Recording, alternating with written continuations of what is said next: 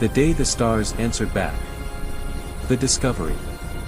Captain Elena Vasquez stood at the observation deck of the research vessel Pathfinder, watching the distant nebula paint colors across the darkness of space. She was a woman in her early 40s with dark hair tied back in a practical bun and eyes that carried both wisdom and weariness. For 3 years, she had led humanity's first deep space exploration mission beyond the Kuiper Belt, searching for signs of intelligent life. Tonight, after 1,000 empty days, the stars finally answered. The alert came at 0300 hours. Dr. James Chen, the ship's chief communications officer, burst into her quarters with his tablet trembling in his hands. His black hair stood at odd angles, and his glasses sat crooked on his nose. He had clearly run all the way from the communications bay. "Captain, we are receiving a transmission. It is not natural. Someone is speaking to us." Elena was dressed and on the bridge within 2 minutes. The entire crew had gathered, 12 men and women who had volunteered to spend years in the void searching for something they were not sure existed. Now they stood in silence, staring at the main screen where a complex pattern of lights pulsed in rhythm. The message. Chen played the decoded message. The voice that filled the bridge was unlike anything they had expected. It did not sound mechanical or alien. It sounded old, ancient beyond measure, and it carried a weight that made the air itself feel heavy. "Travelers from the young world, you have been detected. Your primitive vessels have crossed into the territory of the Archean Dominion. We have observed your kind for many cycles now. We have watched you climb from your cradle world with your fragile ships and your limited understanding. You amuse us." Elena felt her crew looking at her, waiting for guidance. She kept her face calm even though her heart was racing. "Chen, can we respond?" He nodded quickly. "The signal is two-way. They are waiting for an answer." Elena stepped forward, positioning herself in front of the camera array. She straightened her uniform and spoke clearly. "This is Captain Elena Vasquez of the Earth vessel Pathfinder. We come in peace, representing the people of Earth. We seek knowledge and friendship among the stars. We mean no harm to you or your territory." The response came immediately, as if the beings on the other end had expected exactly this reply. Peace. Friendship. How quaint. Little ones, you do not understand your situation. The Archean Dominion has ruled this sector of space for 40,000 of your years. We have guided lesser species, shaped them, controlled them, and when necessary, eliminated them. You speak of peace as if you have a choice in the matter. You do not. Elena felt anger flare in her chest, but she pushed it down. She had trained for first contact scenarios, though never one quite like this. With all respect, we are a free people. We do not accept being controlled or eliminated. Perhaps we can discuss this like civilized beings. The revelation. The silence that followed lasted exactly 17 seconds. Chen counted them, his hands frozen over his console. When the voice returned, something had changed in its tone. There was a new quality, something that might have been surprise or perhaps curiosity. You refuse our authority. How unexpected. The Archean have encountered 473 species in our expansion across the galaxy. All have submitted when they understood the consequences of defiance. You are the first to speak back to us with such boldness. Tell us, little captain, what makes your species believe they can stand against powers they cannot comprehend? Elena thought carefully before answering. She knew her words might determine the fate of not just her crew but possibly all of humanity. We do not claim to be the strongest or the wisest. But we are human, and that means something important. Throughout our history, we have faced empires, tyrants, and those who believed they had the right to control us. Some were stronger than us. Some were more advanced. But we never stopped fighting for our freedom. We never stopped believing that every person has the right to choose their own path. If you have ruled for 40,000 years, then perhaps you have forgotten what it means to be told you have no choice. Dr. Sarah Mitchell, the ship's xenobiologist, whispered from her station. "Captain, I am detecting massive energy signatures appearing on our sensors. Multiple contacts. They are big. Very big." The main screen split to show both the communication channel and a tactical display. 6 enormous vessels had appeared around the Pathfinder, each one at least 50 times larger than their ship. The design was elegant and terrifying, all smooth curves and glowing lines that pulsed with power. They had been completely invisible until this moment. The test.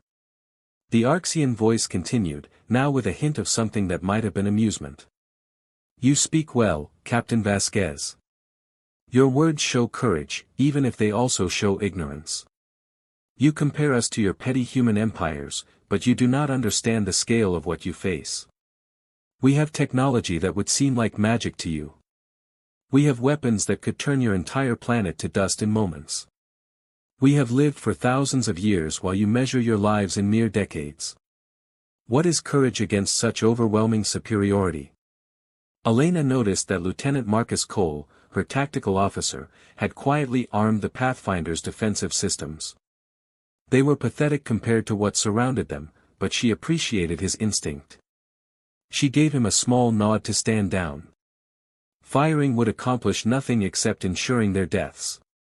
"Superiority in one area does not grant superiority in all areas," she replied.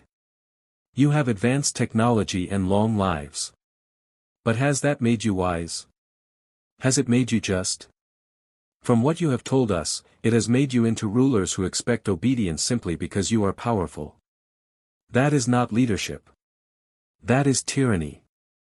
The energy readings around the Arxian vessels began to spike. Dr. Chen grabbed the edge of his console.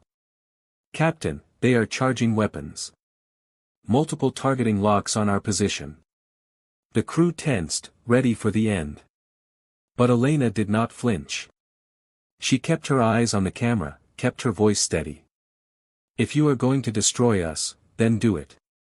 But know that Earth will hear what happened here. They will know that humanity met another civilization and refused to bow. They will know that we died free. And they will remember. They will prepare.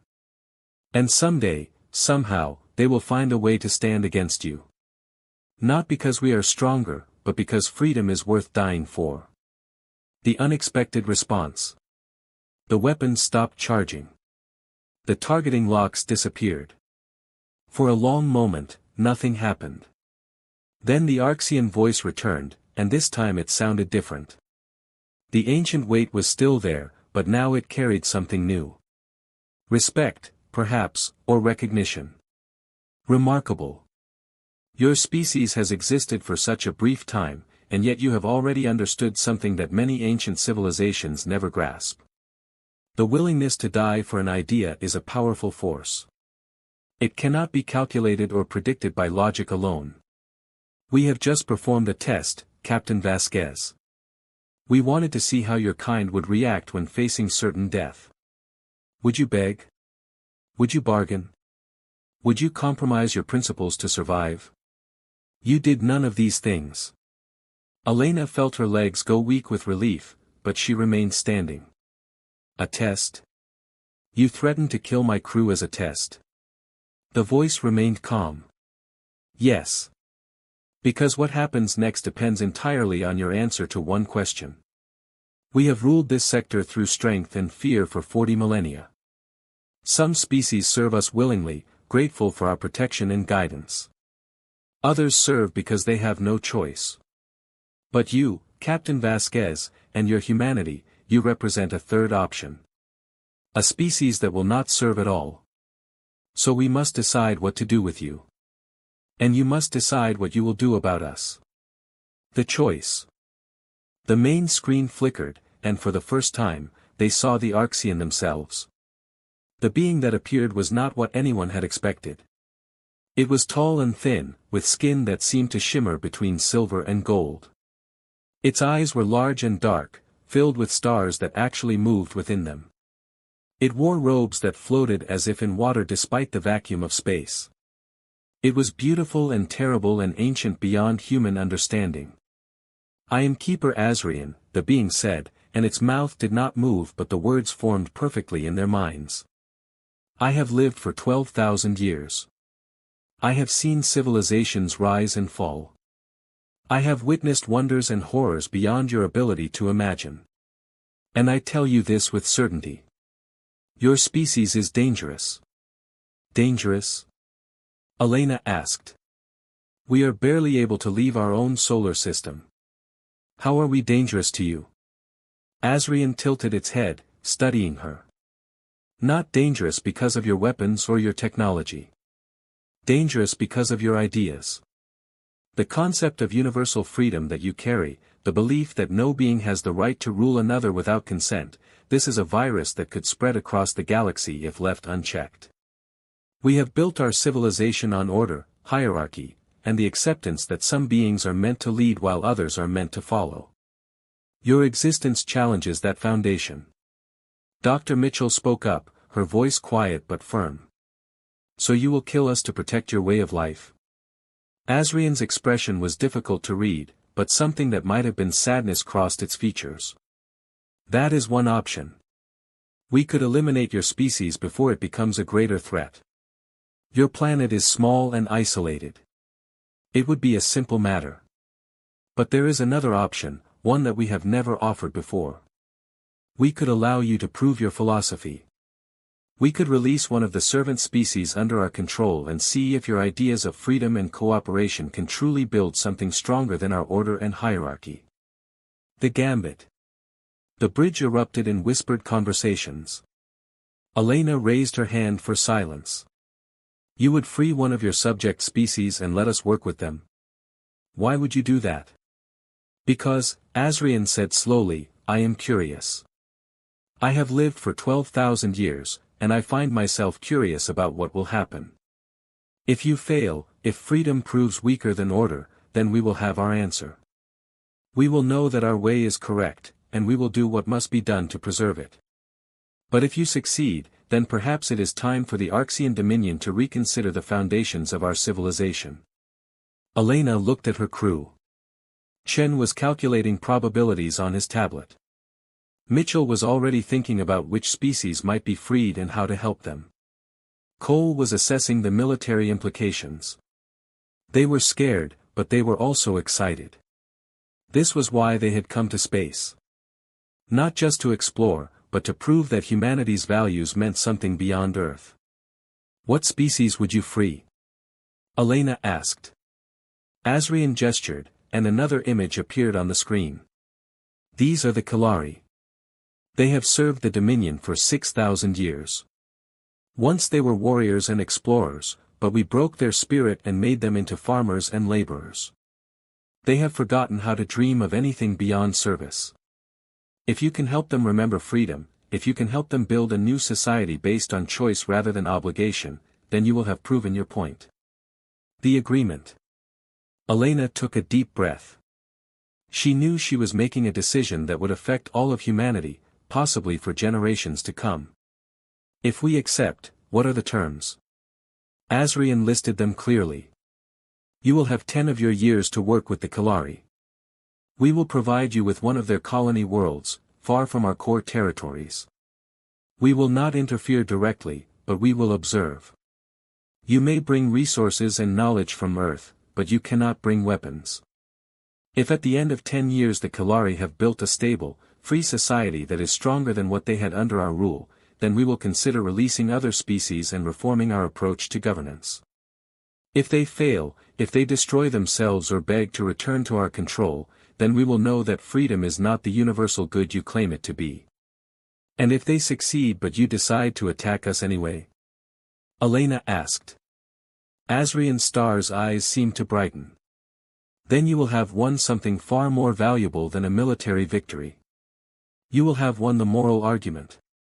And ideas, Captain Vasquez, are more powerful than any weapon we possess. That is precisely why you are dangerous. Elena looked at her crew one more time. They all nodded. She turned back to the screen and extended her hand, even though Azrian was thousands of kilometers away. We accept your challenge. We will show you what humanity believes. We will show you what freedom can build. Asrian mirrored the gesture, its long fingers spreading in a pattern that might have been their version of a handshake. Then let us begin, Captain. You are about to attempt something that has never been tried in 40,000 years of galactic history. You are about to teach a broken people how to dream again. I genuinely hope you succeed, because if you do, you will change the galaxy forever. The transmission ended. The Arxian vessels vanished as silently as they had appeared. The Pathfinder was alone again in the darkness of space, but nothing would ever be the same. Elena turned to her crew, her face set with determination. Chen, send a message to Earth. Tell them what happened. Tell them we need volunteers, teachers, engineers, diplomats, everyone who believes in freedom and wants to help prove it works. We have 10 years to accomplish the impossible. We have 10 years to show the galaxy that humanity's dream of freedom is not just a pretty idea but a foundation for building something better. As the crew burst into action, preparing for the greatest challenge humanity had ever faced, Elena looked back at the stars. Somewhere out there, the Kalari were waiting, a broken people who had forgotten what it meant to be free. And somewhere beyond them, ancient civilizations watched to see if the young species from Earth could truly do what they claimed. The test had begun, and the fate of freedom itself hung in the balance.